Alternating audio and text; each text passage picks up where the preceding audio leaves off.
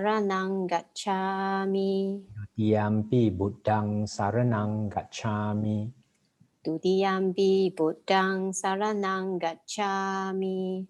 Dutiyampi dhammang saranang gacchami. Dutiyampi dhammang saranang gacchami. Dutiyampi sanghang saranang gacchami. Dutiyampi sanghang saranang gacchami. Tatiyampi buddhang saranang gacchami. Tatiyampi buddhang saranang gacchami. Tatiyampi dhammang saranang gacchami. Tatiyampi dhammang saranang gacchami. Tatiyampi sanghang saranang gacchami. Tatiyampi sanghang saranang gacchami. Saranang gamanang paripunang. Amabante. Panatipata veramani sikkhapadang samadhiyami. Panatipata veramani sikkhapadang samadhiyami. Adinadana veramani sikkhapadang samadhiyami. Adina dana veramani sikkhapadang samadhiyami. Kamesu miccācara veramani sikkhapadang samadhiyami. Kamesu miccācara veramani sikkhapadang samadhiyami. Musāvāda veramani sikkhapadang samadhiyami. Musāvāda veramani sikkhapadang samadhiyami. Suramaraya majjapamadatthana veramani sikkhapadang samadhiyami.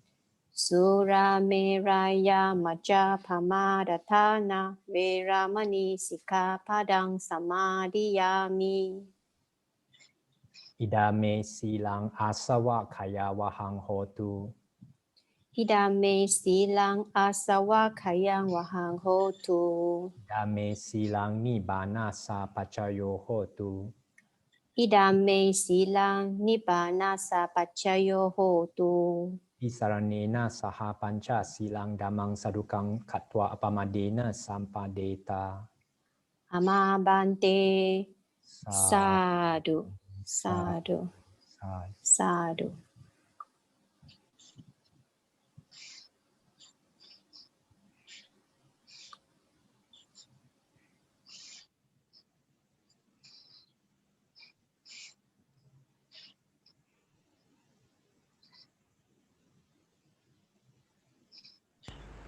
We shall now proceed with the guided meditation, Bante. Okay. You start by paying respect to the Buddha 3 times. Namo tassa bhagavato arahato samma sambuddhassa. Namo tassa bhagavato arahato samma sambuddhassa. Namo tassa bhagavato arahato samma sambuddhassa. Today we will do meditation on compassion, since this is the topic for today. First, sit in a relaxed posture. If possible, try to keep your back straight. Relax your head. Relax the face. Relax the shoulders, hands. Relax the back. Relax your chest. Relax the abdomen. Relax your legs.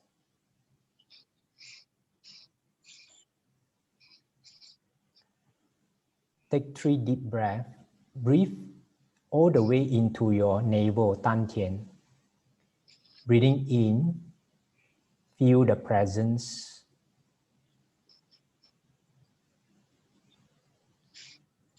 Breathing out, let go of all the past memories and plans for the future.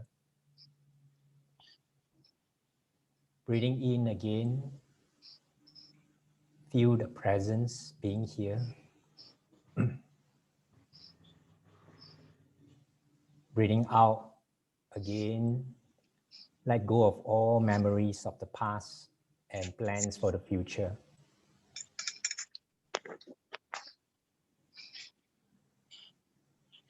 The last time, breathing in, feel the presence. Breathing out, letting go of all memories of the past and plans for the future.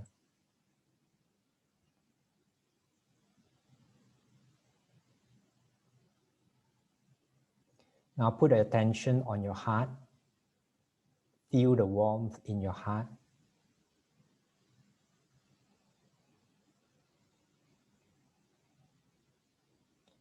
Visualize yourself being free from suffering. You can even visualize yourself having a smile, free from all sorts of suffering. And wish yourself, may I be free from suffering.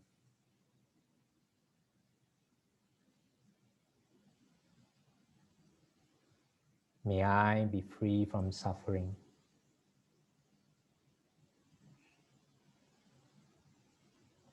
May I be free from suffering.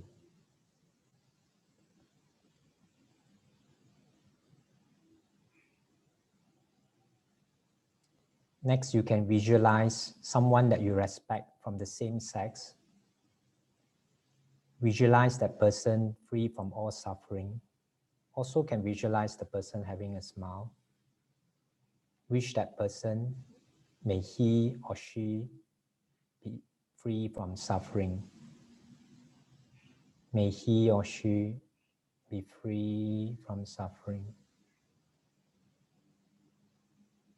May he or she be free from suffering.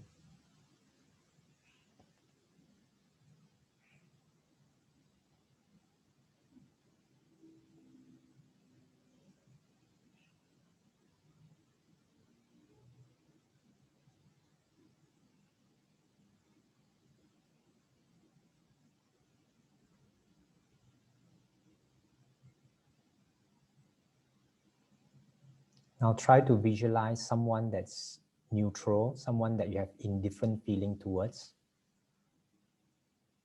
Visualize that person being free from suffering and wish that person, may he or she be free from suffering.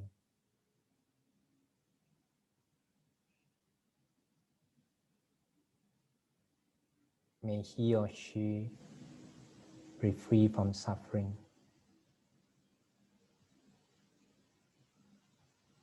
May he or she be free from suffering.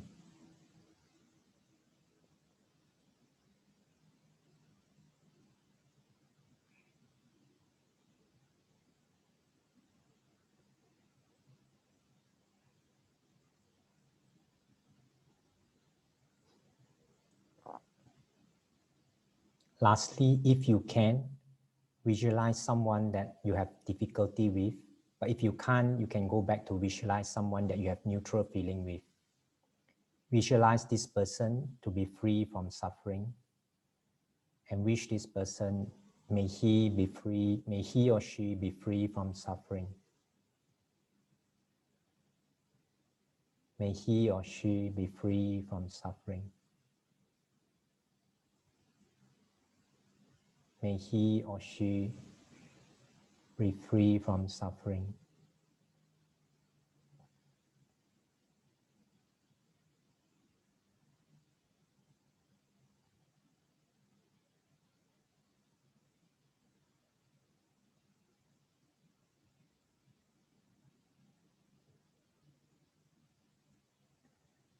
Now bring your attention back to your heart. We will do another way by spreading this wish of being free from suffering to all beings by area. First, again, bring your attention to your heart and wish yourself, may I be free from suffering. May I be free from suffering.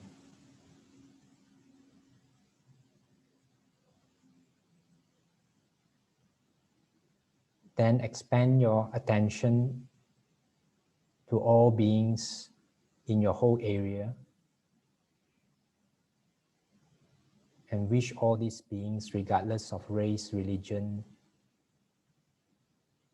regardless of whether they are seen or unseen beings, may all these beings be free from suffering. May all these beings be free from suffering.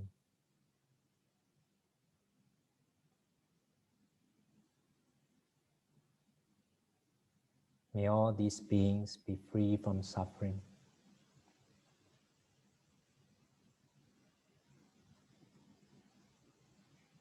Continue to expand your area of focus to the whole state you are in, the bigger area, wishing all beings again, may they be free from suffering. May they be free from suffering.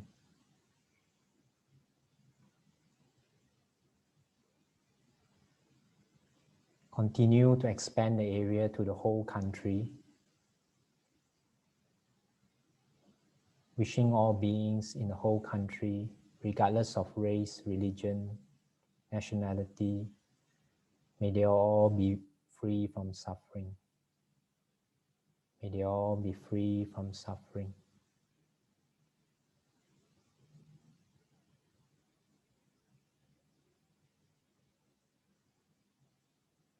Again, expand the area of focus to the whole world, wishing all beings in the whole world, all beings far or near, seen or unseen,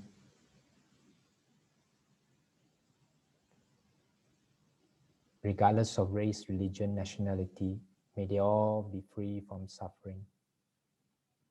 May they all be free from suffering. May they all be free from suffering.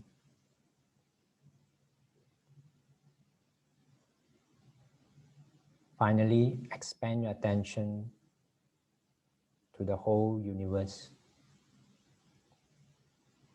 wishing all beings in the entire universe, may all beings be free from suffering. May all beings be free from suffering. May all beings be free from suffering.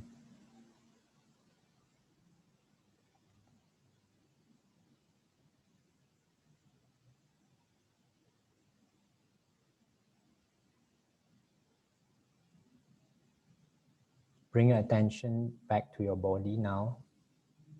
Slowly feel your body. If you can feel your body, you can slowly open your eyes.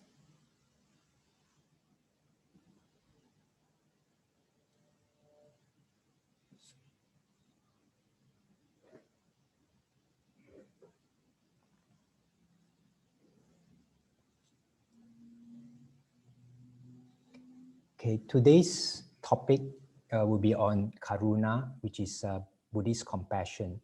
But first, I will do some recap. Okay, in the first episode, we explore our misconception about reality of our lives, which is basically to help us to awaken to the reality, the misconception of reality of life, and that is actually Nibbāna. Awakening to the reality of life is Nibbāna. So I would say this series is linked to the aim of all Buddhists, which is Nibbāna. What I want to stress is the word explore.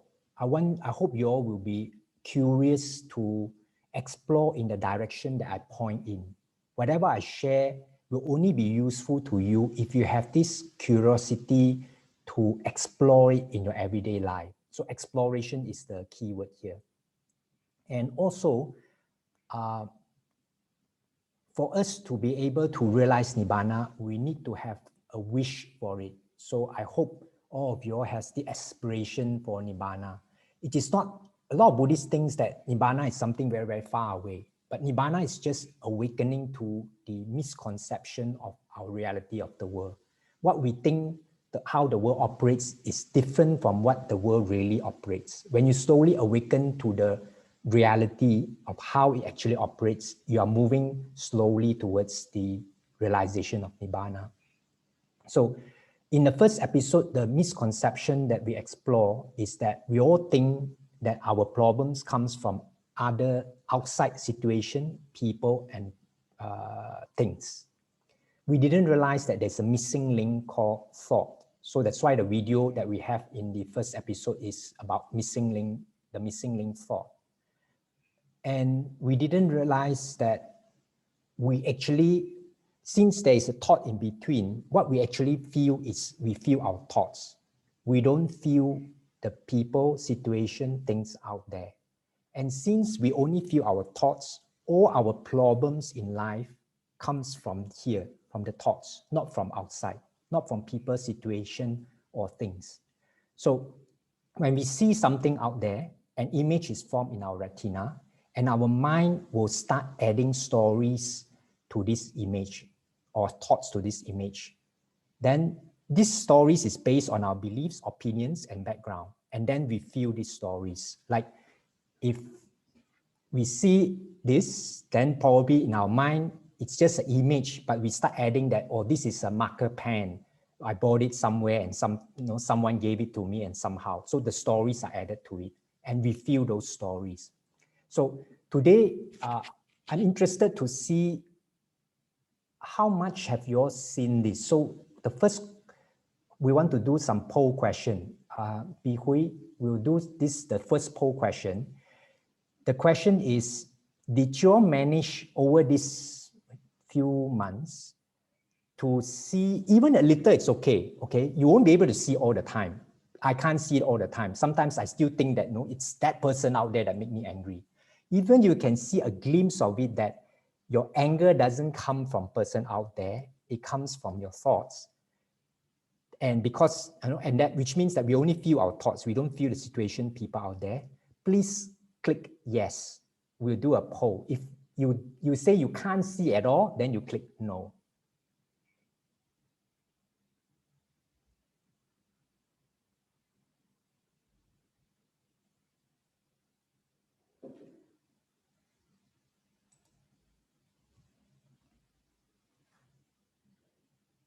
Please take some time to just click yes if you can see sometimes, and then you got to submit the form. Huh? While waiting for the result, for those who answered no, please let me know why during your question and answer.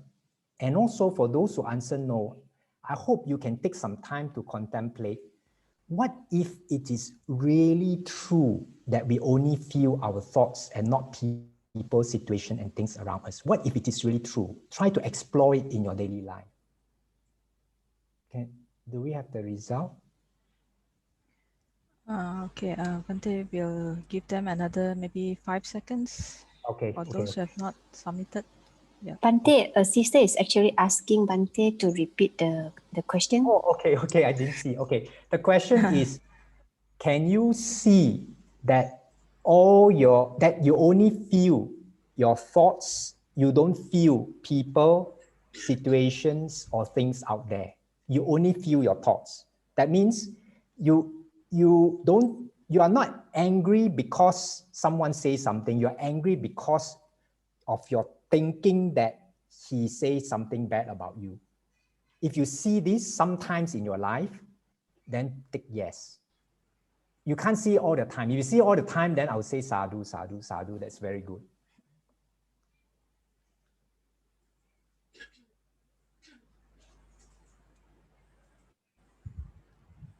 Okay, I think majority of them have answered. I think left another, I think 20-30%. Would you all like to answer it? If not, I will end the polling. It's okay. We don't need to wait for all. Yeah, some they actually answer in the All right. chat box. Okay, we'll just end this one for now. All right, thank you.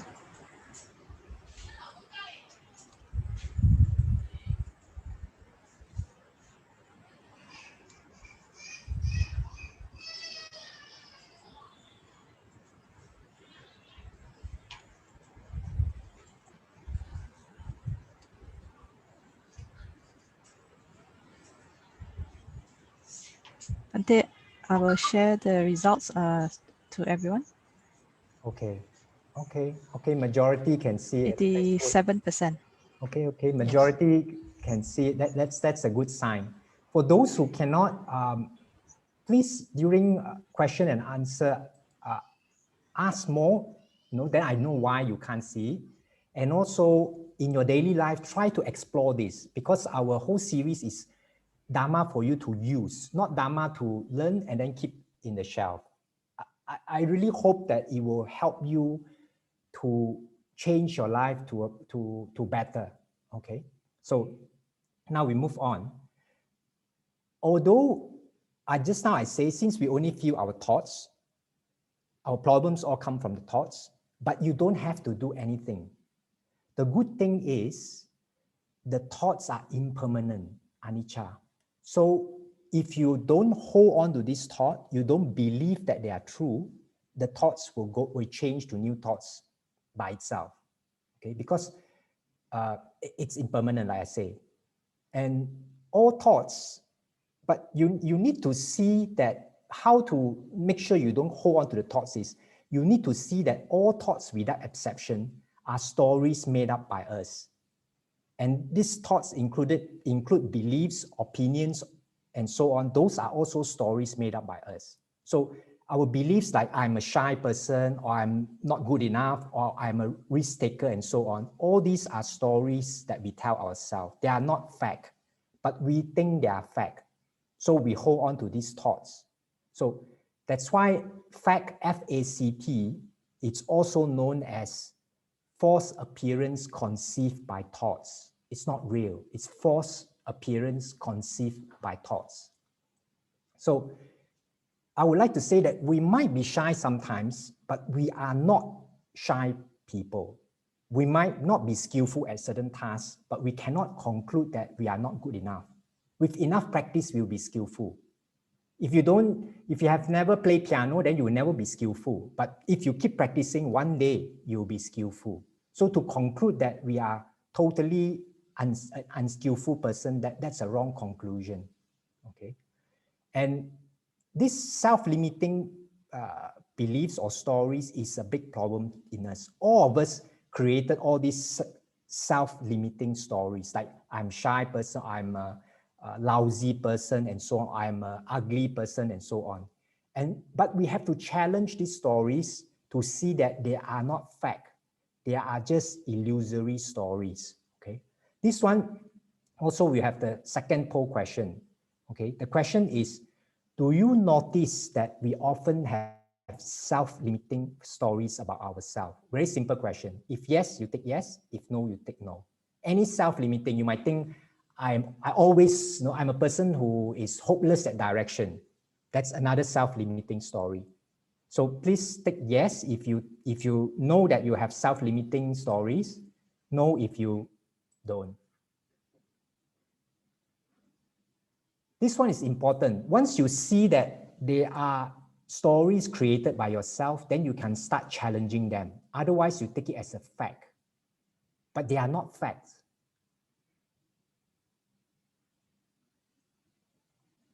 Do you all get the questions, or any questions on this? Okay, someone put a question up for me. Good.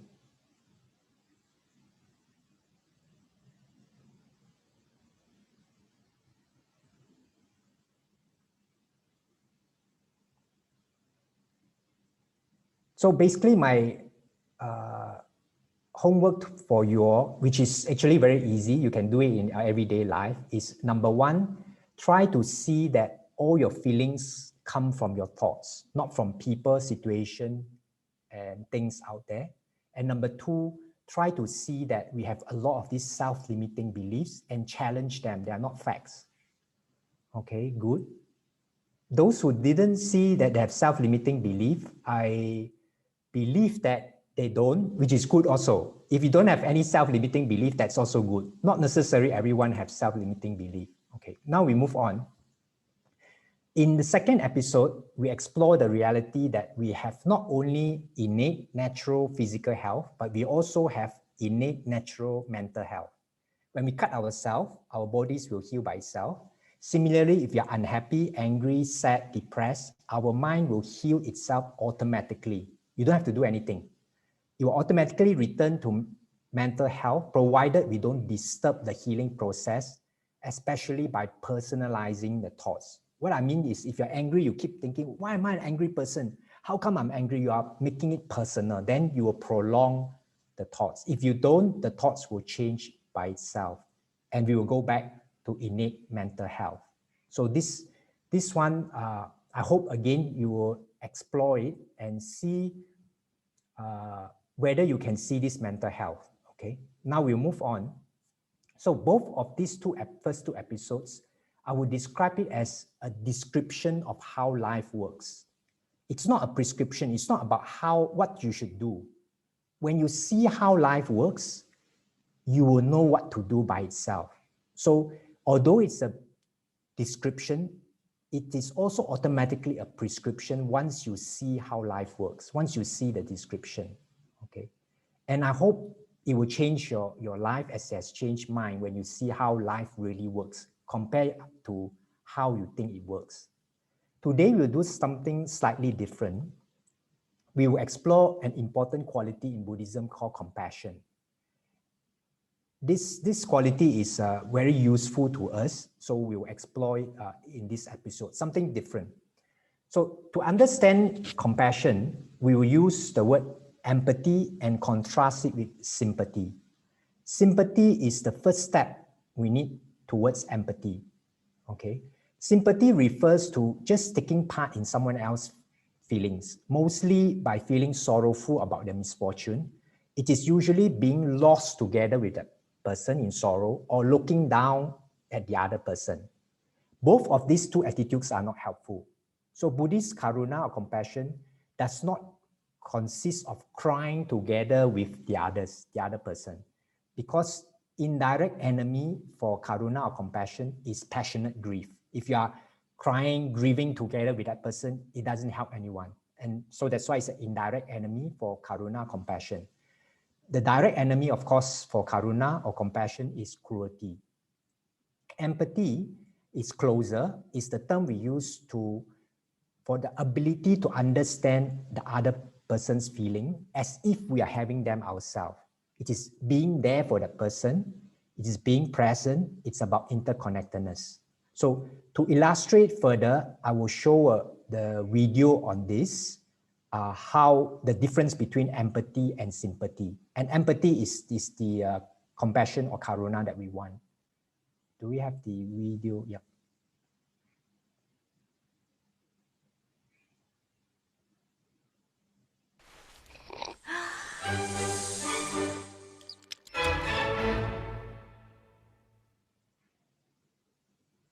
So what is empathy, and why is it very different than sympathy? Empathy fuels connection. Sympathy drives disconnection. Empathy, it's very interesting. Teresa Wiseman is a nursing scholar who studied professions, very diverse professions where empathy is relevant, and came up with 4 qualities of empathy. Perspective taking, the ability to take the perspective of another person or recognize their perspective as their truth. Staying out of judgment, not easy when you enjoy it as much as most of us do. Recognizing emotion in other people and then communicating that. Empathy is feeling with people. And to me, I always think of empathy as this kind of sacred space when someone's kind of in a deep hole and they shout out from the bottom and they say, I'm stuck, it's dark, I'm overwhelmed. And then we look and we say, hey, you can climb down. I know what it's like down here, and you're not alone. Sympathy is, ooh, it's bad, no, you want a sandwich? Empathy is a choice, and it's a vulnerable choice, because in order to connect with you, I have to connect with something in myself that knows that feeling. Rarely, if ever, does an empathic response begin with at least. Yeah. And we do it all the time. Because you know what? Someone just shared something with us that's incredibly painful, and we're trying to silver lining it. I don't think that's a verb, but I'm using it as one. We're trying to put the silver lining around it. So, I had a miscarriage. Oh, at least you know you can get pregnant. I think my marriage is falling apart. At least you have a marriage. John's getting kicked out of school. At least Sarah is an A student. But one of the things we do sometimes in the face of very difficult conversations is we try to make things better. If I share something with you that's very difficult, I'd rather you say, I don't even know what to say right now, I'm just so glad you told me. Because the truth is, rarely can a response make something better. What makes something better is connection.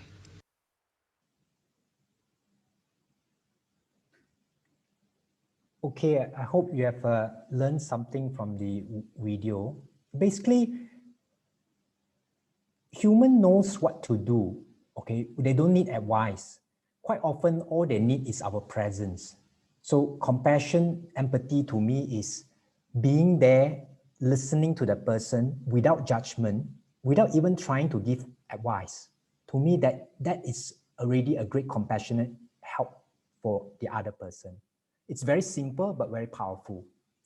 But the problem is, not many people in this world now knows how to listen.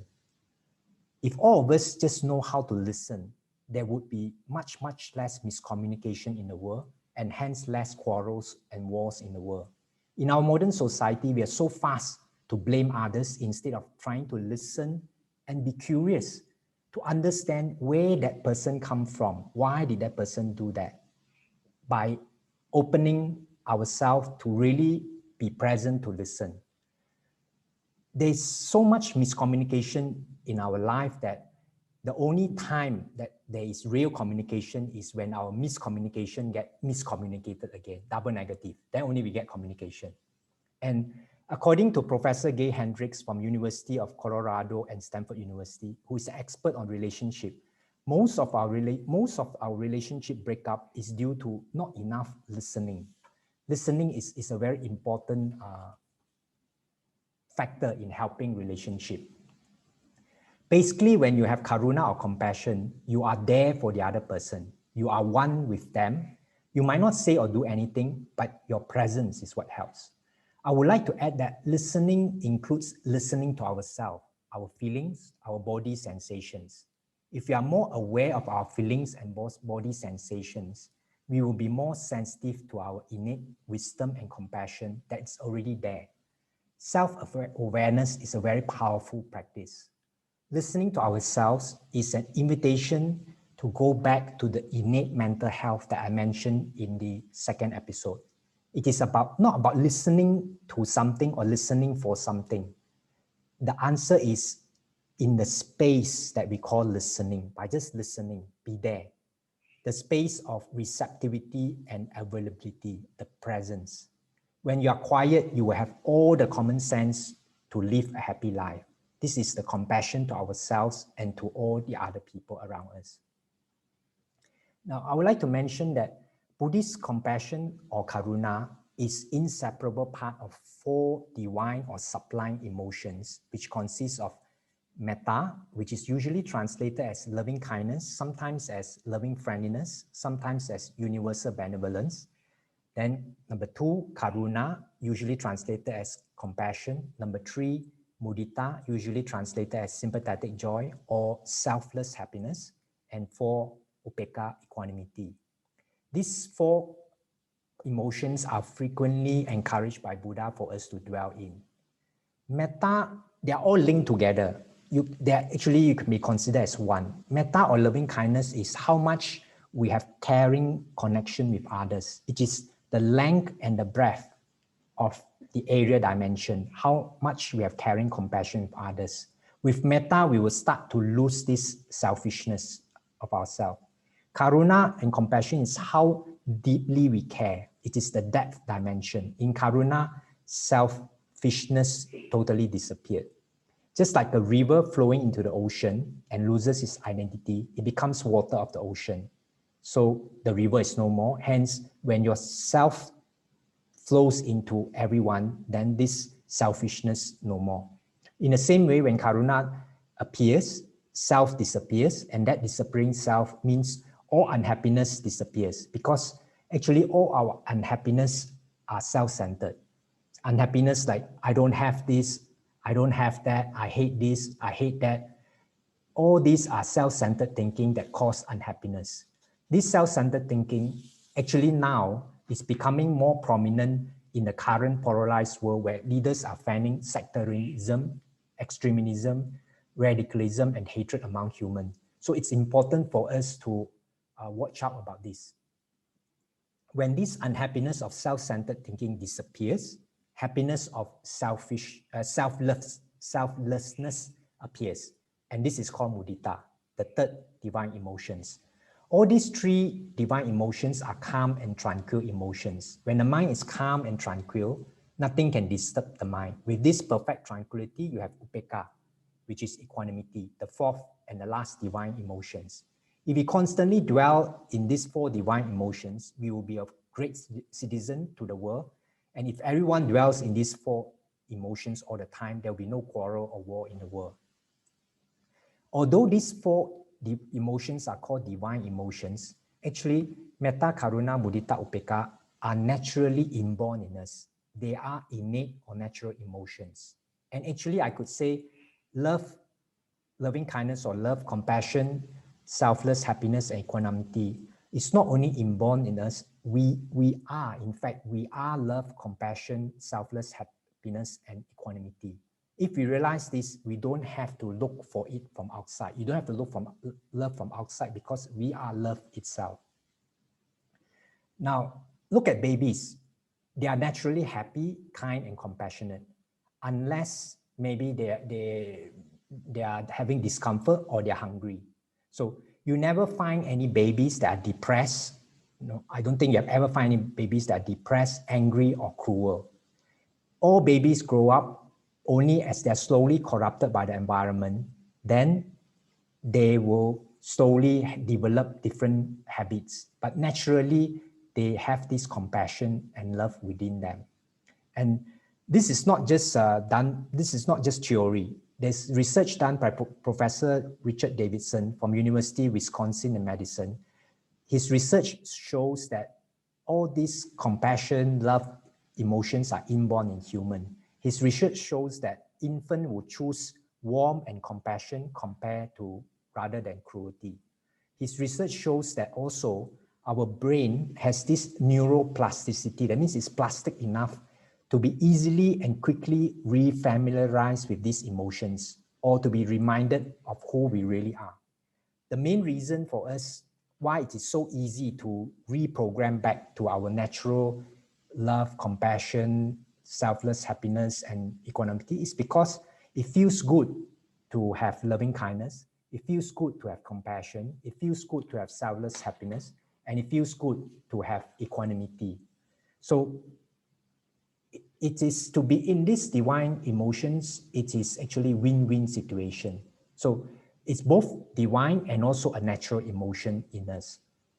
And I would suggest next time if you meet cruel or difficult people, I hope you have the compassion to remind these people, if possible, that they have inside them the innate natural compassion in them. Professor Davidson's intensive research with many Buddhist meditators also shows that meditators who practice compassion has a much stronger mental resilience in facing negative situations. And this is crucial in times like this when there's pandemic. Similarly, a study group done by Dr. Kelly McGonigal from Stanford University showed that people who have a caring attitude towards others have a 0 chance of dying from stress compared to the 30% chance of people who have no caring attitude. So caring attitude is a plus point for you to have less chances of dying from stress. There's another important research study that tracks the welfare of 700 people from 1938 until now. It's over 93 years and over 4 research directors. This research is was done until now in Harvard University. The research shows that good, caring relationship is the key to happier, healthier, longer life. Not material success, not about getting anything or losing anything. It's more about having good, reliable, caring relationship. And by the way, the current head of research for this program is Dr. Robert Waldinger, W-A-L-D-I-N-G-E-R. You can listen to his TED Talk. The interesting thing of this is Dr. Robert Waldinger is actually a psychiatrist and also a Buddhist Zen priest, a Roshi himself. Okay, although compassion leads to selflessness, Buddhist compassion meditation starts with radiating compassion towards oneself first, ourselves first.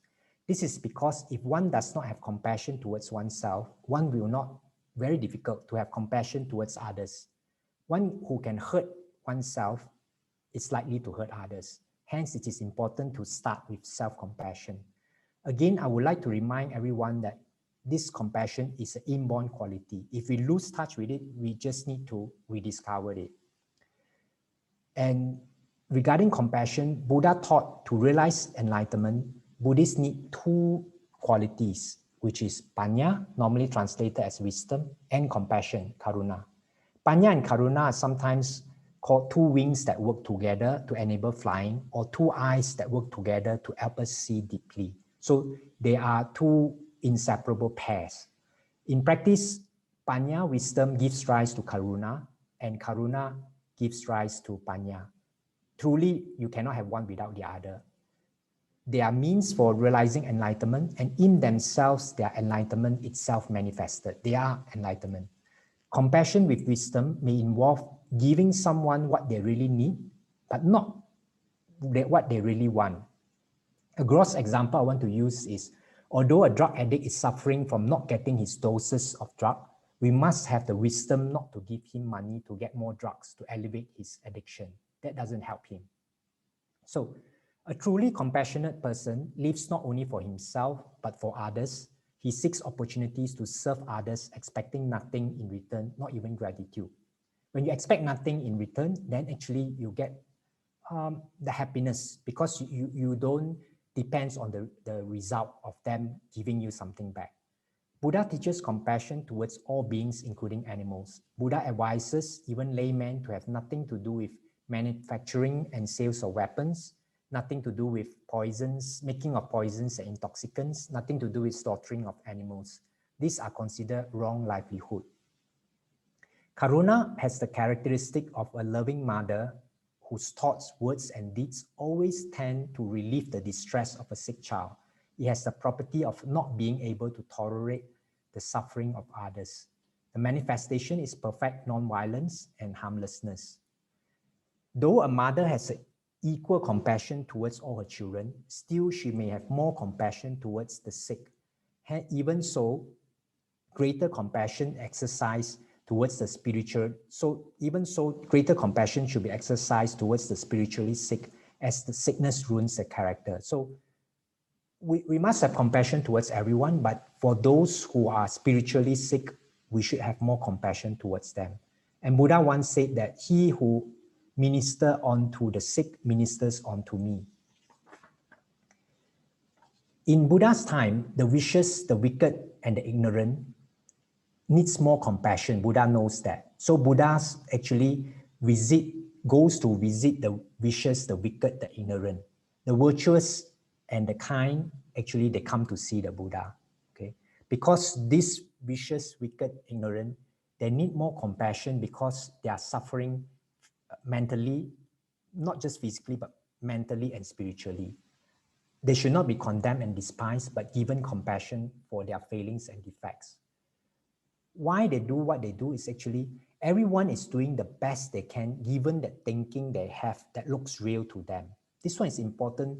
Before we judge a person is only doing something when they think what they do is correct, when they believe what they do is correct. This is what is termed as a psychological innocence. An example is, given that the supporters of ex-President Trump's thinking that Trump has been really cheated of victory in the presidential election and that they need to protect democracy, they storm the Capitol Hill, which is the American Parliament. Because of their belief, they do this action. I'm not saying that they are right. I'm saying that they did what they think and believe is right. So this thought is very important. Belief, opinion, all these are thoughts. If we believe that is right, then we will do what correspondingly. So as I was saying just now, Buddha go in search of the ignorant and the vicious. So Buddha actually has great compassion even towards murderer like Angulimala, Ambapali, the courtesan. And in fact, when we have compassion towards these people like Emperor Asoka, he was so wicked that he was known as Asoka the Wicked, but later a compassionate monk changed Asoka the Wicked to Asoka the Righteous. So compassion can help to change a person. Now, one way of a meditation on Karuna or compassion is making ourselves equal with others. In this way, we realize that there's sameness in all of us. We are all human. We all feel suffering. We all want to find happiness and avoid suffering. This exercise is called playing on the similarity. If we can identify with other people's situation, feel similar with them, then we can feel this empathy. And this meditation encourages one to see what is similar to other people. Another way of meditating on Karuna is to exchange ourselves with others. This is called perspective taking. We put ourselves in another person's shoes. That way we can understand the other person better. So when we see someone suffering and we do not know how to help, one way we can do is put ourselves into his or her place. Then we can understand the situation better. This exercise is also letting go of the ego and self. By systematically exchanging ourselves with others who are more inferior or superior than us, we can see life from their perspective and lose the pity or jealousy. Okay. Now, Buddhists, in order to practice Buddhist compassion or Karuna, in the scripture, there is step-by-step on how to meditate on Karuna. We did that in the beginning. Normally, it starts off with visualizing yourself free from suffering, wish yourself, then you choose someone that you respect, and then you wish that person to be free from suffering, then someone that you have indifferent attitude towards, neutral, then someone you have difficulty with. Then, after that, the next step is you choose 10 people from the group of people that you respect, 10 people you are indifferent with, 10 people that you have difficulty with. After choosing these 3 groups, you have 4 groups, yourself and the 3 groups. And then what you do is you select one person from each of these groups, and you have this radiate compassion towards yourself, then group category 1, category 2, 3, 4. Then you come back to yourself, another person from the category of respect, category that neutral, category that you have difficulty with. And you keep doing this until what we call break the barrier, until you have equal compassion towards the different group of people. This is one way to do. Another way is, like we also tried just now, is by area. We radiate to different types of beings from 10 different directions. So these are the 2 ways that we do. There are many ways to practice this meditation on compassion. So this is the Buddha's advice to the monks.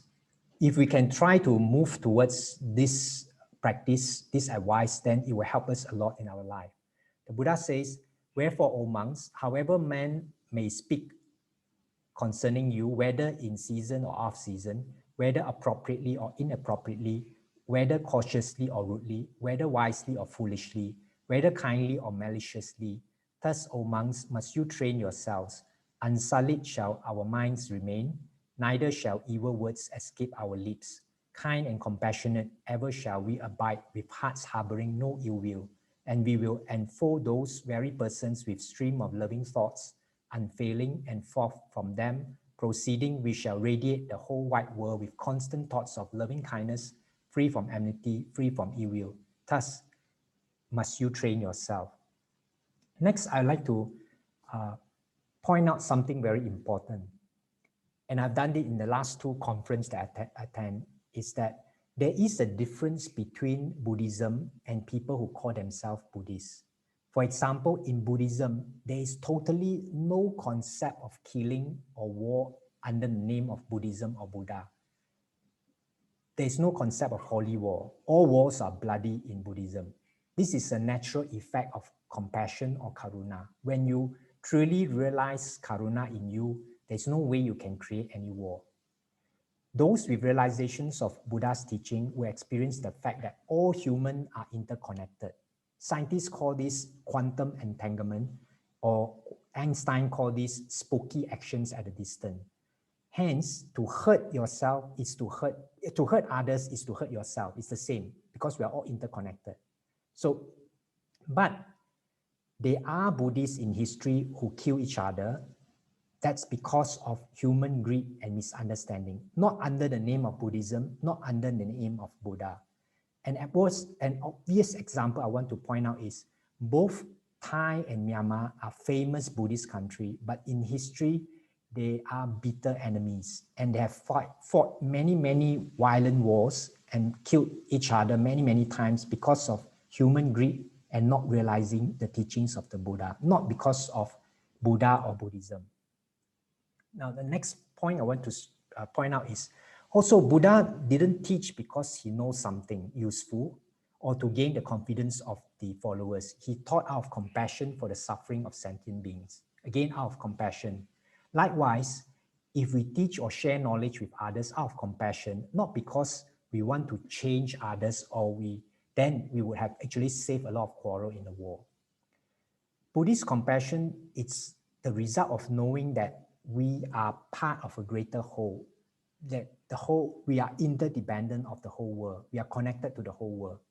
So Buddhist compassion, when you understand this interconnectedness, you will not exploit. Don't talk about harming others. You will not also exploit the ecosystem. You will not pollute the world to cause global warming and climate change and so on, because you know everything is interconnected. And this interconnectedness or dependent origination or paticca samuppada is the core teaching of Buddhism. I'll talk more about it in later episodes. But generally, in the Hathipada Pama Sutta, the greater discourse on the elephant's footprint, the Buddha said that Yo paticca samupadanang pasati so dhammang pasati. Yo dhammang pasati so paticca samupadanang pasati. One who sees dependent origination sees the Dharma. One who sees the Dharma sees dependent origination. It means that if you can see dependent origination, the interconnectedness of all beings, you are already seeing the teachings of the Buddha. So in terms of interconnectedness, science is slowly proving that actually we are not just part of nature, we are nature. There's a theory or a hypothesis that the energy that's connecting everything in the universe, that means connecting me and you, this energy is actually us. That means the energy that's connecting everything in the universe is also part of what it connects. And this field of energy is non-local, holographic, and each part has the information of everything in the whole. I would like to just share with you one experiment of Russian scientists. In 1995, there's a Russian scientist, Vladimir Proponin, in Academy of Science in Russia. He performed what is called the DNA phantom effect. And in this DNA phantom effect, what he did was, in a vacuum tube, when he put photons in there, the photons are normally completely unordered. There's no ordering. But when he take a DNA and put into this tube, it becomes the regular pattern. It means that DNA affects these photons, and everything in this world is made up of photons. So every one of us have DNA. So in effect, it's saying that we are affecting every single thing around us because our DNA is affecting all the things around us. In conclusion, I would like to say that in practicing karuna or compassion, we must realize that for human to hurt another human or harm another human, he or she must be in pain. A happy human will never hurt another human. So next time, if someone scolds us or gives us trouble, instead of thinking, why did he or she scold us, if we can see that the person must be in pain, we will have compassion instead of anger. And when we have compassion from a calm mind, we can understand that person better, and we can come from a better situation to solve the problem at hand. Finally, I want to remind everyone that we are love and compassion itself. If we feel this compassion, love and compassion that's inborn in us, we don't have to look outside for love and compassion. And no matter what happened to us, we will be okay. So with that, I would like to open the floor for questions. Thank you, Venerable, for your sharing on the video.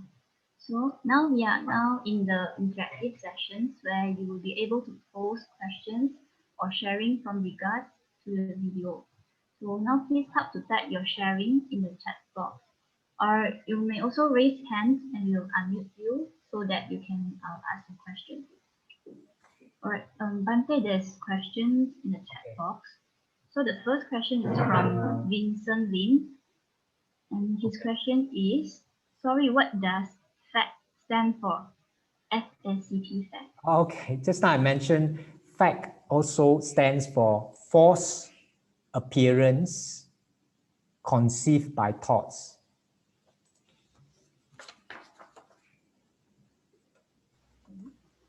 I hope Bante has answered your question. And the second question from Vincent Lim, he asked, if humans know what to do, why is there a need for others' presence? Humans know why is there need for others' presence? I don't understand this. Oh, okay. Why? Okay. Humans know what to do when they are in the calm state, correct state of mind. But when they are lost in thoughts, they don't know what to do. So when we are there, when we are present for that person, we are helping that person to go back to their innate mental health. So that's why our presence help. Our presence is not there to give advice. Actually, I did counseling training before, and a counselor is trained not to give advice. Our job is to listen. And most people, what they need is just a listening ear, someone that they can pour out their ideas and all that. They know what to do when their mind calm down, when they're not lost in thoughts. Does that answer your question, Vincent? Right. Thank you, Bante. Okay. So is there any more questions from the floor? Please ask questions so that I know how much you have understand and which areas that I need to elaborate more on. Bante. Yeah. Bante. Yes. Go ahead. I'd like to ask the question. Is it natural that when you are calm, then the answers will flow to you as to what you can, the answer will naturally come to you as to what to do to overcome a situation? Correct. When you are calm, the best answer will come for you. But it might not be the answer you expect. Oh?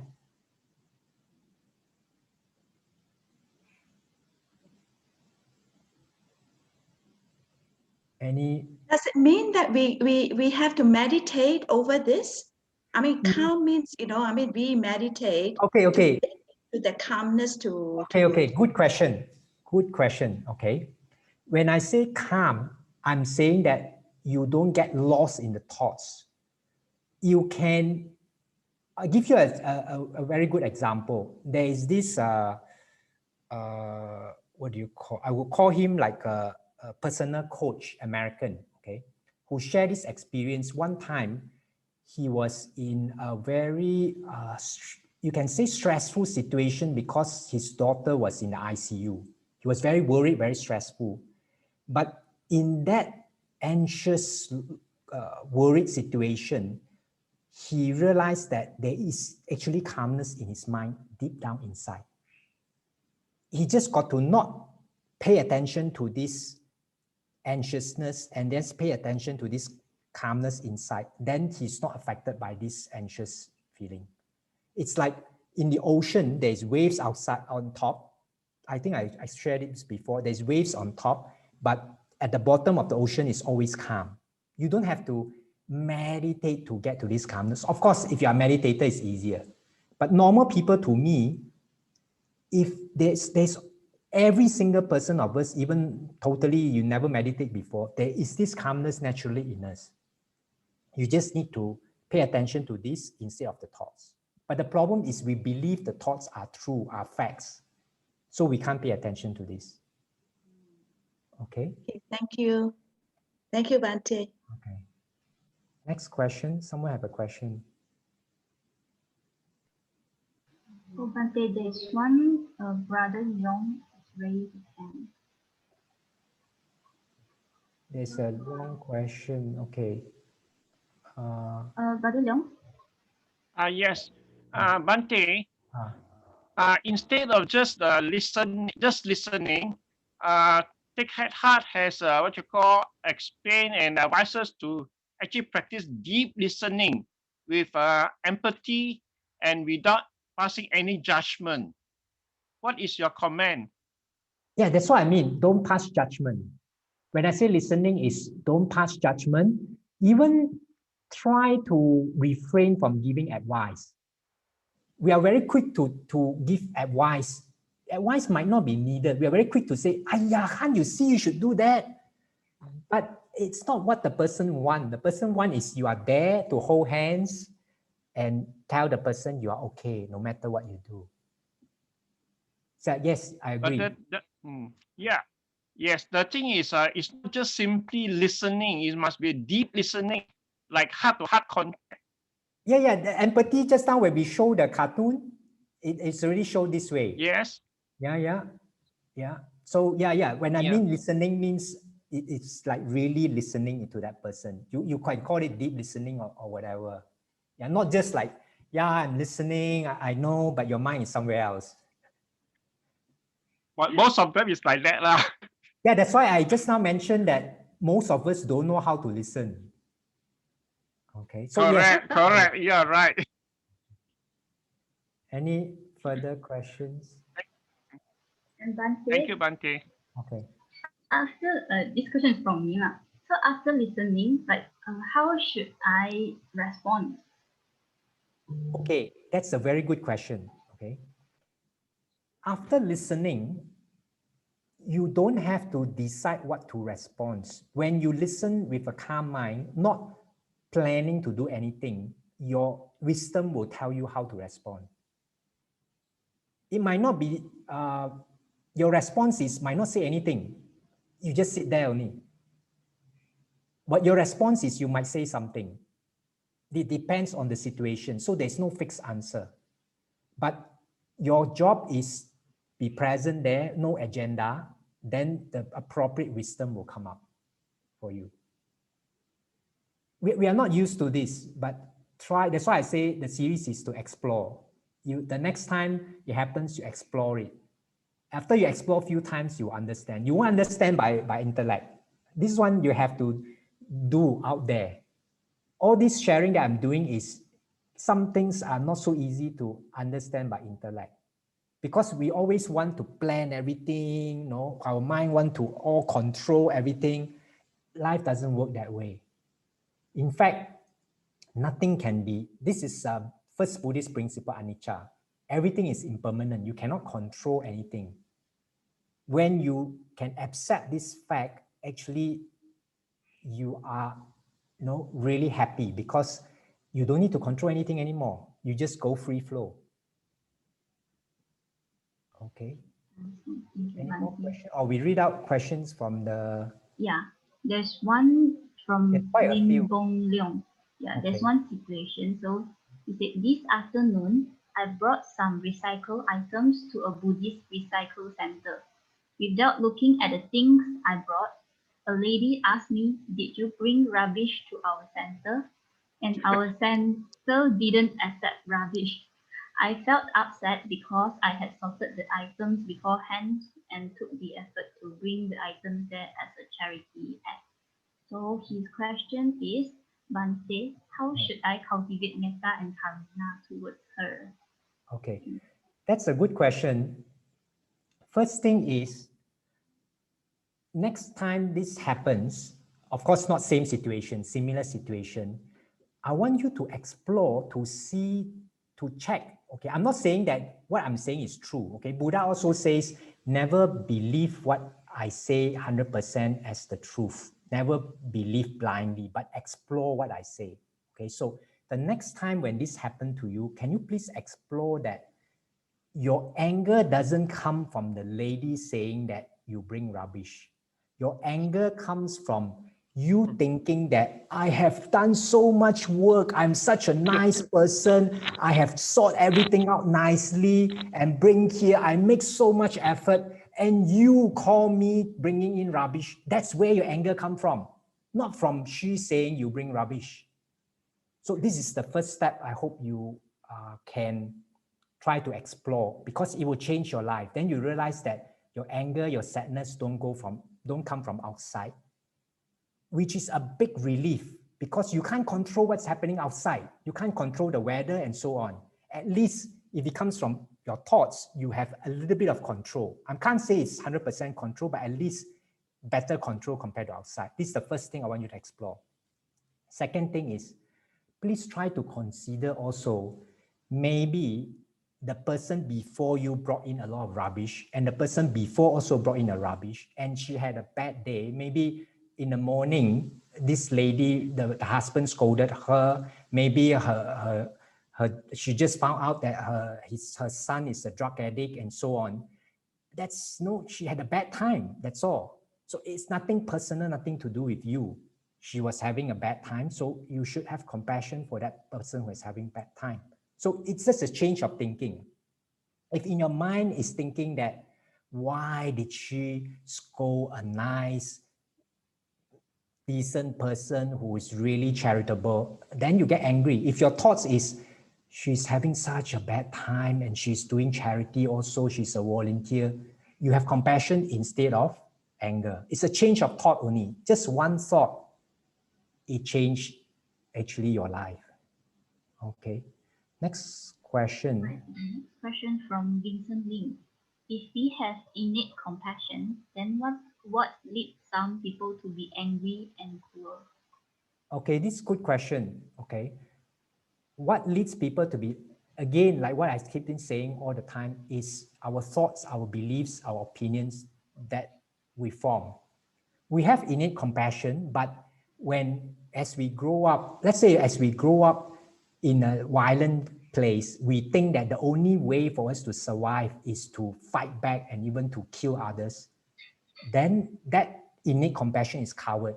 But Professor Richard Davidson has proved that we can program back easily. We have this neuroplasticity in our brain to go back to this innate emotions in us. So it's not difficult to go back. You just need to somehow point to this person. In fact, I've listened to quite a lot of stories of personal coaches who do volunteer work in prison and share these teachings that all our feelings comes from our thoughts, not out there. And the prisoners, some of the prisoners cry. They say that if I had known that my anger and all that, it's not because of that person, it's because of my thinking that the person, don't look down on me and so on, I wouldn't have killed that person. I wouldn't be in prison. So these humans are naturally not cruel. That's a good point. We become cruel through being brainwashed by environment, people, and so on. But another good news is we can always reprogram back. Okay. So the next question is from Chan Wai Hong. I'm curious about our DNA can affect ontons surrounding us. So does our thoughts may affect our DNA and affecting all others being around too? Oh, definitely. This one, very easy, okay? In a room, if a person who is very angry suddenly come in, you can feel the mood suddenly go down. If a person who is very happy and very cheerful, very joyful come in, the whole room suddenly becomes very joyful. So yes, every day, every second, we are affecting people around us. So we have this responsibility. So one time I was telling this brother and sister, kids who are like maybe 12, 10 years old, I told the older brother, I say, you have a responsibility. Every time if you are angry, you are sad and all that, you're affecting your sister and everyone around you, because we affect everyone, interconnected. So it's important for us to be happy, not only for ourselves, but for the people around us. Okay, what's the name of the Russian scientist? Okay, let me give you the name. I will type it out. Someone asked for the Russian scientist's name. It's actually Vlad, how do I, hold on, Vlad, V-L-A-D-I-M-I-R, V-L-A-D-I-M-I-R, P-O-P-O-N-I-N.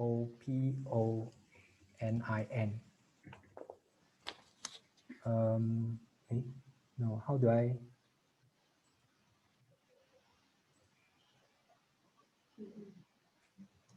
Okay, I've sent out the name of the Russian scientist. Okay, the next question. Okay, there's one sister raised hand, Sister Lynn.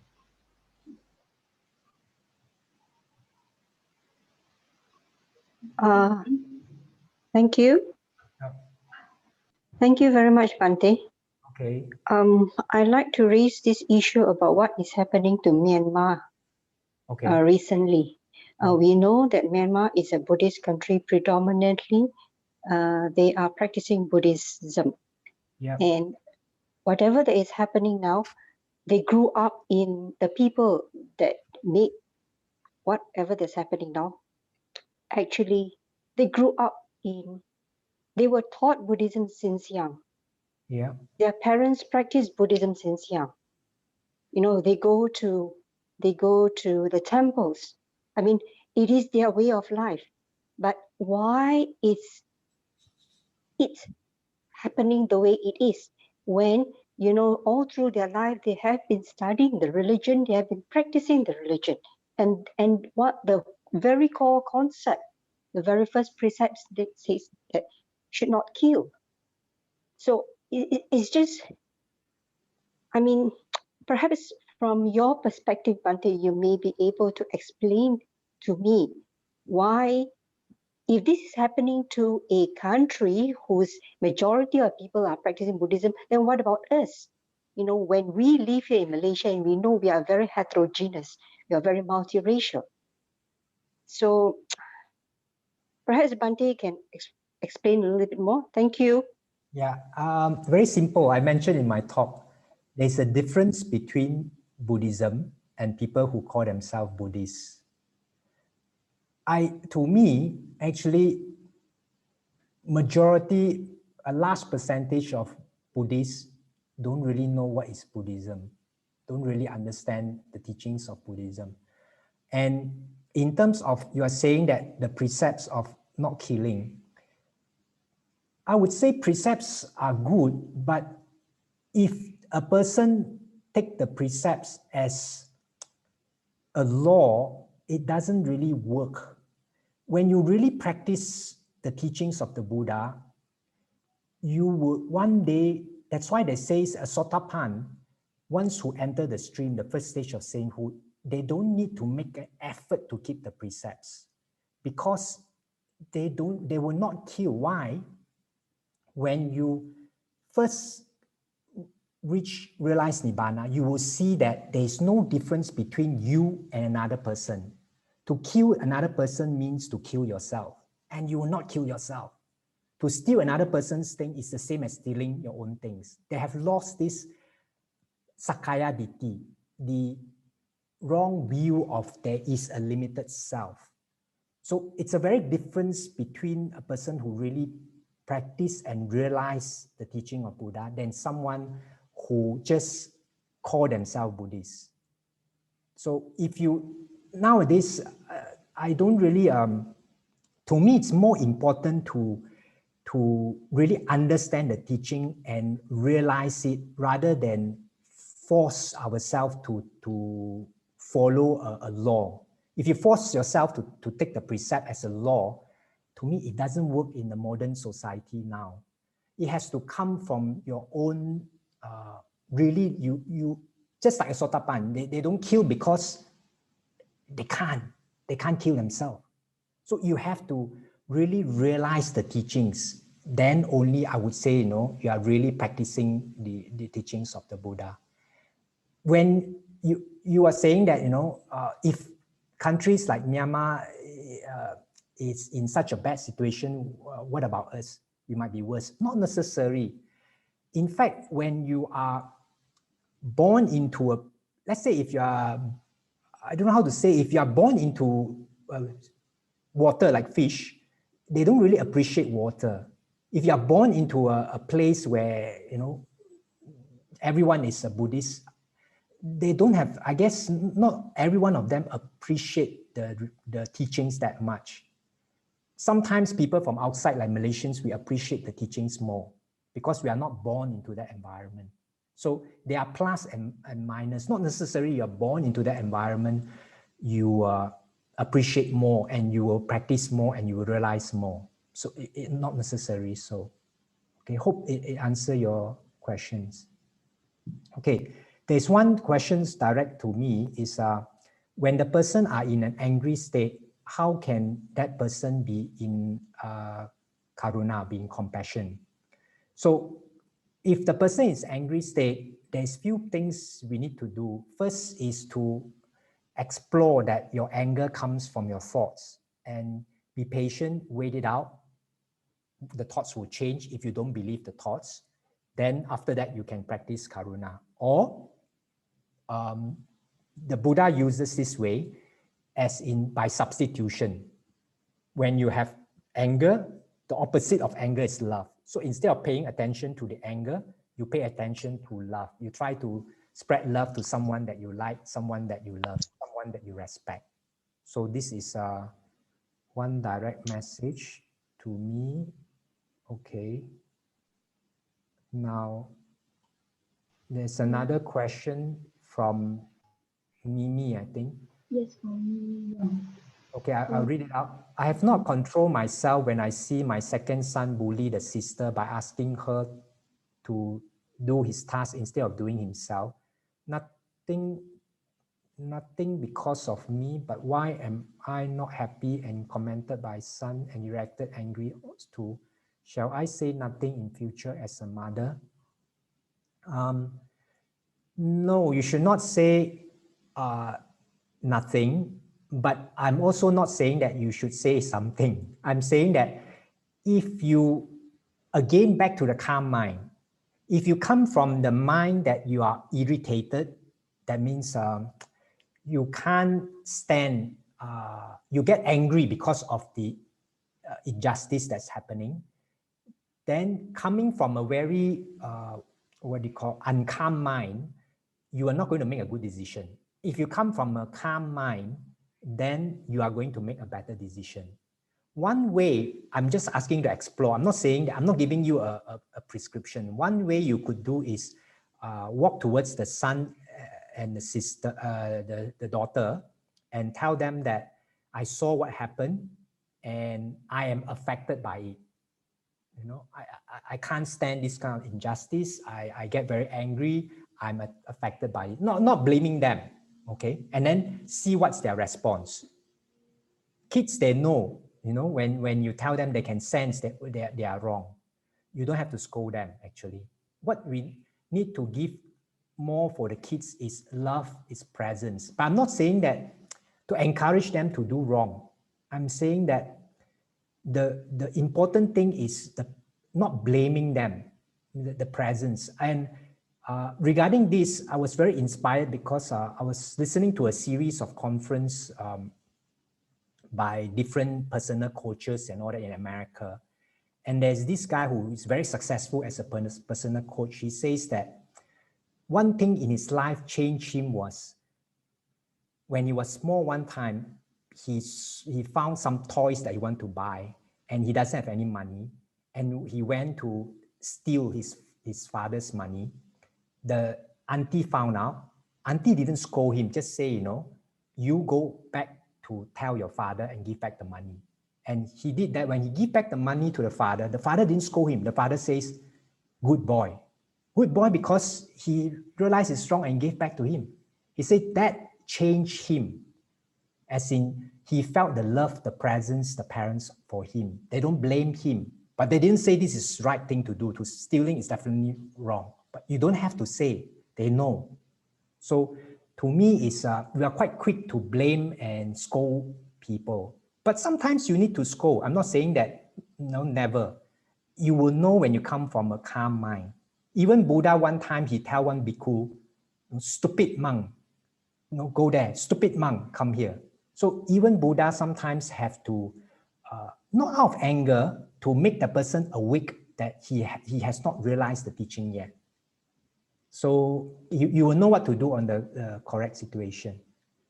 Next question, Bhante, when mind is calm and human can get good solution, what is the contribution of intellectual level or technical ability? Because my understanding is that intellectual ability or logical thinking can usually give good technical solution. Thank you. Oh, you need technical level or all this to give technical contribution, but you need calm mind also. For example, a lot of the invention were done when people were calm. That there is, I forgot, what's the famous Greek who found a way to check what's the volume of a thing. He was taking a bath, relaxing, and saw something drop into the bath. And then he jumped up and said, oh, I have found a way. So actually, it's a lot of scientists, they invented things. Same with Einstein, or that when their mind is calm, then only inventions, ideas, flows and come out. Artists, composers, singers, all their ideas come when they're calm, not when they are lost in thoughts and agitated. So calm minds work hand in hand with our intellect and all that. Okay, any more? There's a question from Jessica Chang. Okay. It's Bhante, the meditation method that you taught on mudita meditation is very similar with metta meditation. Is the difference on the wishes only? For example, instead of wishing all beings well and happy, we wish them free of suffering. Can we practice metta and mudita meditation at the same time? The mudita meditation will also lead us to attainment of higher third jhana like metta meditation. Yeah, correct. It's just a change of the wordings only. Just now I let you was Karuna, compassion. Mudita will be may all beings not lose what they have gained. So you just change the wordings only. So it's the same way, and all three of them will reach third jhana. The next question from Vincent Lim. If fact is the false appearance, then what is the real fact or the real reality? Okay, good question. Okay. This one you have to explore, okay, because you won't believe me. I will give you the answer, but you won't believe me, okay? The answer is you only have one reality and all the reality that you have are made up, which means that that's why there is a saying that we actually live in a dream, but you don't have other reality. The dream is the only reality you have. So it's a bit difficult, you have to explore, okay? But easier to point out to you is try to explore that all your feelings without exception, without any exceptions, comes from your thoughts. And all your thoughts without exceptions are stories created by yourself. You have to explore this and it will be very interesting. Explore it not as a homework that I have to do, explore it as a curiosity, as like, oh, is it true? Is it really true? If it is really true, it solves all your problem, because since all your feelings comes from your thoughts, since all your thoughts are created by you, so that means all your problems come from here, then you don't have to change the people, situations, things out there. I'm not saying that you don't change at all. If you want to change, you don't want to change, it's still okay. It doesn't make a difference to your life. What makes a difference is you don't believe these thoughts. You can believe it sometimes, like, you know, sometimes you still pay money to watch ghost movie to frighten yourself, but you know that it's a movie. And after you walk out from a movie, you can let go of it. Okay. Oh, Archimedes, yeah, I think so. Someone give the name of the inventor just now. Okay, there's a direct message for question for me. Bhante, during the guided meditation, Bhante say pay attention to heart. Do you referring to the physical heart or mental heart? Or you're very detailed? Okay, what I'm saying is physical heart, because according to scientists, there are 40,000 neurons in the heart. So our physical heart is actually the second brain. And in fact, in Abhidharma, it's the base for our mind. The mind process is not here, it's in the heart. That's why, you know, we always talk about emotions coming from the heart, because actually this is the second brain. So this is also by scientific experiment, there's a society called, I think, HeartMath, H-E-A-R-T, HeartMath Society, which proves that if you pay more attention to your heart, it will help you in your any overcoming emotional problems and also your physical health. So by just shifting your attention to your heart, you will have this helping to synchronize, they call it synchronicity between the brain and the heart. So it's actually physical heart I'm talking about. Okay. Vincent, yeah. What is the self that create the thoughts? Okay, this is a good question. We have time. Okay, I can say this. There is no self. That is the main teaching of the Buddha. But unfortunately, a lot of Buddhists think that this non-self is too difficult. So we don't want to know about it. Okay, there's two ways to explain it. Since we have time, I will explain both ways. Okay, one way to explain non-self is yesterday me and today me is actually different. Okay, I've mentioned this before. There's only two parts of me, body and mind. Okay, body, let me see whether I got the statistics here.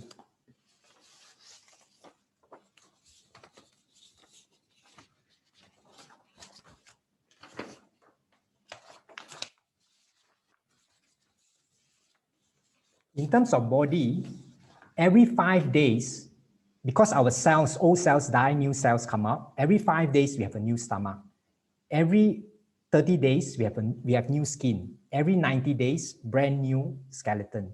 Every 1 year, 98% of our body changes. So which means yesterday's Nyaninda and today's, it's not the same in terms of body. Mind, we keep changing worse. One second, we want to eat this. Another second, we want to eat another thing. So both mind and body, it's yesterday's Nyaninda and today is not the same. So there's no self actually. When we talk about self, means a permanent, non-changing Nyaninda. And if you can really understand it, and also please try to explore this. If you really understand this, there'll be no more grudges, no more quarrel and all that. I always use this example. If, who was that? Vincent, yesterday would have beat me up, and today I'm having a grudge. I hate Vincent. Something is wrong with me because the Vincent yesterday was gone. No, today is a different Vincent. Not 100% different, but it's not the same. And Nyaninda yesterday that was beaten up, and today it's not the same. So the Nyaninda that was beaten up is gone. Vincent that was beating me up yesterday was gone. Today when I see Vincent, it's a different Vincent, not entirely different, but not the same. The only thing I need to do is be careful, because they are related, look similar, same voice, same feature, and might beat me up again, same tendency. I just need to be careful. That's correct. But to hate the person, that's not correct, because that person is gone and I was gone. So this is one way of non-self. Another way is look at dependent origination. Normally, one of the best way to explain it is by Bhante Punyaji, that it starts off with, I'll quickly go through this because this one is quite deep, but I will stress the important part. So it starts with, because we have ignorance of our world around us, we have this no knowledge about non-self and so on. We start to have mental formation about the world. Form the mental formation that there's a world out there and me in here. Because of this mental formation, dependent on this, we start to perceive the world. When we start to perceive the world, we have form and name, nama, rupa. When we have this name and form or images, then we also add information through our six sense doors. A baby will start to take things and put in the mouth, to taste it, to bite it, to shake it, to hear sound. So through our six senses, we add more story or picture to the object that we come into contact. When we have this story, then we have feelings, like, don't like, neither like, don't like. When we have these feelings, that's the next part is important. We have this personalization. I like, I don't like. So the self, it starts to form. When there is this I like, I don't like, this personalization, a being is here. Nyaninda becomes. Originally, there's no Nyaninda. When there's this I like, I don't like, there's this Nyaninda. When there's this Nyaninda, Nyaninda occupies space and time. Space is this body, time is past, which is birth, present, which is old age, sickness, and future is death. So this is how Buddha described the formula Paticcasamuppada, dependent origination, on how from the normal impersonal experience, we change it to personal existence itself. Okay. Next one. Again, Vincent, our job is to know that those thoughts are impermanent and ignore them and go on with life. Yes, but you don't believe me, you have to explore it. When I say you have to see that your thoughts like, oh, this person don't like me or that person don't like me, those are, don't hold on to that. But when you would know, okay, when you're lost in thoughts, you know, there are sometimes just intuition that I must do this. Those you can follow. You will know the difference. One comes from very calm state of mind. One comes from a very lost state of mind. Okay, next question from Ida. Bhante, if we are worried about our family safety during this pandemic time, it is only our thought too much too, and we have to not worry too much and just pray for them. It's correct, but it's not easy to just say it's only our thought. You have to explore it, okay? Similarly, let's say someone having a pain, okay? A good example is, let's say I had frozen, torn ligament and frozen shoulders a few months back. You can tell me it's just thought, okay? Let's say if you tell someone who has frozen shoulders, it's just your thought. I think the reaction is this person will give you a punch straight, okay? Yes, it's just thoughts, but you have to explain it in a more nicer way, okay? It's just thoughts, because I will explain why I say it's just thoughts, because through experimenting, I realized that I will only feel the pain if I pay attention to my right shoulder. If I don't pay attention to the right shoulder, I pay attention to the left shoulder, I don't feel the pain. The pain is there, but I don't feel the pain. So it's my thoughts, correct? But if someone is having severe pain, you tell that person it's just your thoughts, I think you will get a punch in the face. So you have to be very careful with this. It's correct, but it's a reality, but not many people can accept this reality. So yeah, not worry too much and pray for them is correct, because I'm not sure, I don't know how many people know this. If you study Abhidhamma, you realize that worry is an akusala karma, unwholesome action. So it's a waste of time to worry. Okay, but sometimes I'm careful not to tell this is because then you are worried that you are worried. You get double. And then after that, you're worried that you're worried that you're worried. So humans just think too much. So in the end, I just want to tell you, don't believe your thoughts. Otherwise, you'll keep thinking. Okay, next question.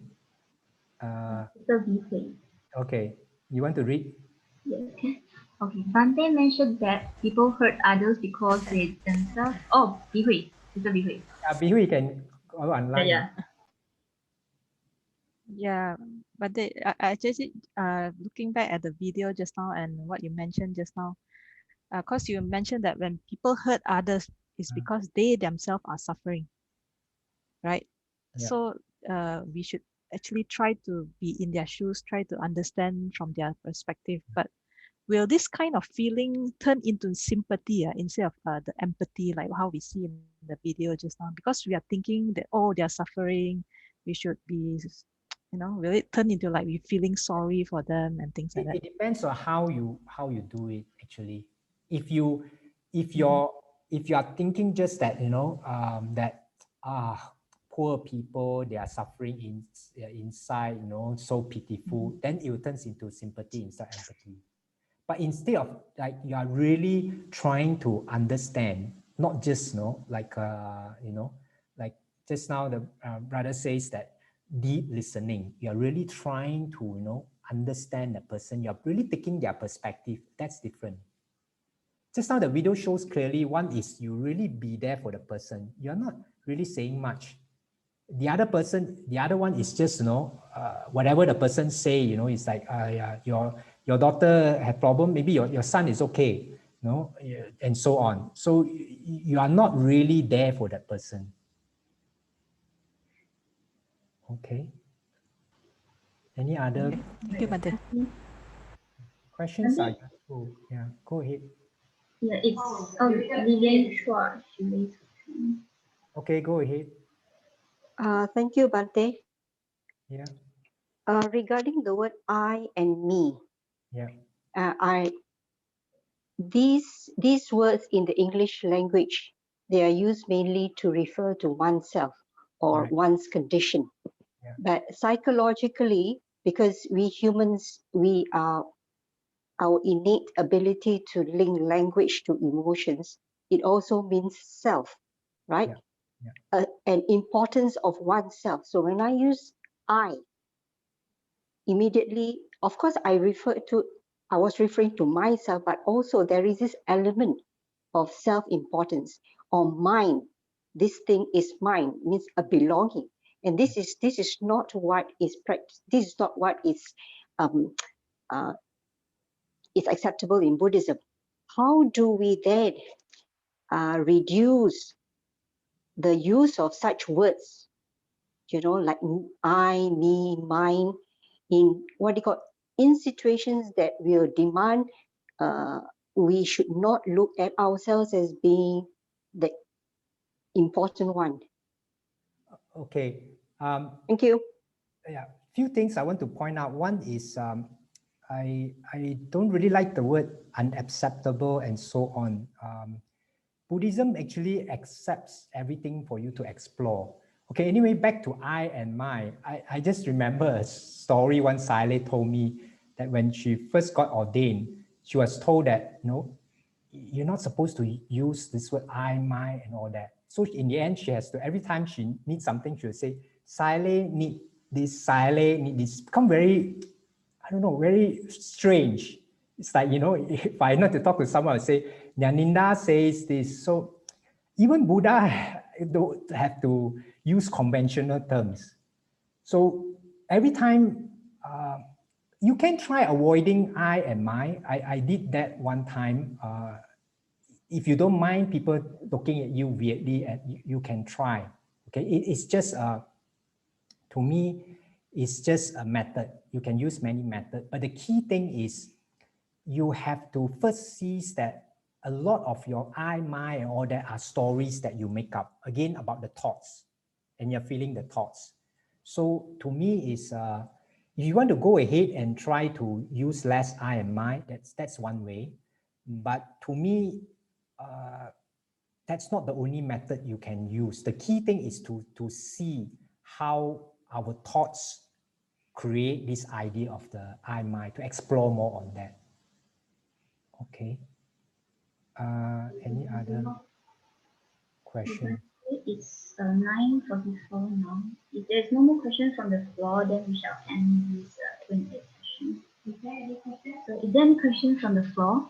Any more questions? I think we can get one more question. Can take one more if there's. Okay, there's one question here directly for me. Good question. Okay, Bhante, I am grieving over the loss of my mom. Are these all came from my thoughts? Your pain comes from the thoughts, but I'm not saying that don't grieve. Okay, it's natural for us to feel painful with the passing away of our loved ones. We can't jump. We have to take steps by steps. I want you to explore that when you think in your thoughts that, oh, now my mom no more, I really miss her and now I can't feel her love and all that, then you will have suffering. When you think how grateful I am to have this time, to have spent the time with my mother, how wonderful life that my mother has given me, then you might feel not grief, but maybe appreciative and gratitude. So again, it's the way you think about it. I want you to explore maybe when you are ready, okay? When you have in the midst of your grief, sometimes it's a bit difficult. It takes time. Be patient. Yes, everything is thoughts. Like I said just now, if someone is in the middle of pain, you tell them it's all your thoughts, you will get a punch in the face. So it takes time, okay? There's one sharing from Raiha. Yeah, she said, Bhante Nyaninda, this had been one of the best practical Dharma sessions I have ever attended, relating the current world, research, and Buddha's teaching. It's very different and learn so much, and I rejoice with this opportunity and also gratitude to the organizer. Thank you. Sadhu, sadhu, sadhu. Okay, we can do the sharing of merits. And I hope you all, if you have any questions, you can please ask in the next episode, or if you want to email me, you can also. My email is Nyaninda, NYANINDAL @yahoo.com. Okay. Okay, we do. But Bhante, before we move on to the next session, can you please repeat the homework that you mentioned just now? The two questions, the homework that you mentioned just now. Oh, okay. No, basically not really homework. It's for you to explore, number one, that all your feelings come from your thoughts, not from people, situation out there. And another one, that you have innate natural mental health. That means you already have love, compassion, all that inside you, calmness and all that inside you. Okay. Okay, thank you, Bhante. And dear participants, so there's some announcement after the dedication of marriage, and please stay on until the end. All right, so now we are moving on to the dedication of marriage. We would like to seek the Venerable Nyaninda to guide us the dedication of marriage. Okay.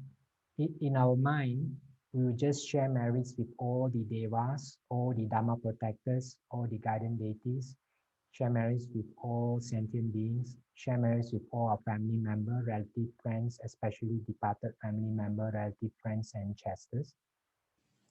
Make aspiration always with the wise, avoid the foolish, be free from greed, hatred, delusion.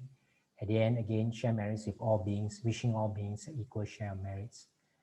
Etawata chamehi sampadang punya sampadang sabbe devanumodantu sabba sampati sitya etawata cha amehi sampadang punya sampadang sabe buta anumodantu sabba sampati sitia etawata cha amehi sampadang punya sampadang sabe sata anumodantu sabba sampati sitia dame nyatinang hotu sukita hontu nyatayo dame nyatinang hotu sukita hontu nyatayo dame nyatinang hotu sukita hontu nyatayo imina punya kamena mame bala samagamo satang samagamo hotu yawa Nibbāna patiya idame punyang asawa kaya wahang hotu idame punyang Nibbāna sa pacayo hotu mama punya bagang sabba satanang pajima te sabe me samam punya bagang labantu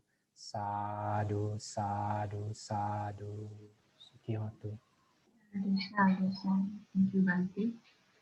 Brother and sister, please stay on with some announcements from us.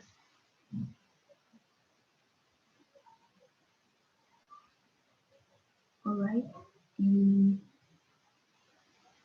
Next slide, please.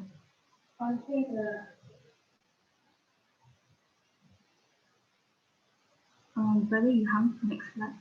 Thank you. Alright, brother and sister, the coming session of this Exploring Your Reality series will be on 6th of March, same time and same Zoom room. So hope to see you all again in the next session. Next slide. And also, BMSM youth sections will organize the Buddhism for You online course. So this course will be facilitated by Venerable Nyaninda as well, starting from March to early of June, every Friday night, 8 p.m. And this course will be carried out continuously for 12 weeks. In 12 easy lessons, you can understand the Buddha's teachings and realize what meaning it can bring into your life. And you probably have heard about Triple Gem and Four Noble Truths, but do we know deep enough to put it into practice as well as share it with others? And the closing date for the registration is on 1st of March, or when the seats are full. And as for now, half of the seats has been taken up. So if you are interested to join, you may scan the QR code on the poster to register for the course. And also the registration link will be shared in the chat box as well. And you may click on the link and register yourself. If you have faced any problems, you can contact our help desk. All right. And last but not least, thank you everyone for participating in today's lesson, and hope to see you all again in our next sessions. And may you all have a fruitful year ahead. Happy Chinese New Year and good night. Thank you.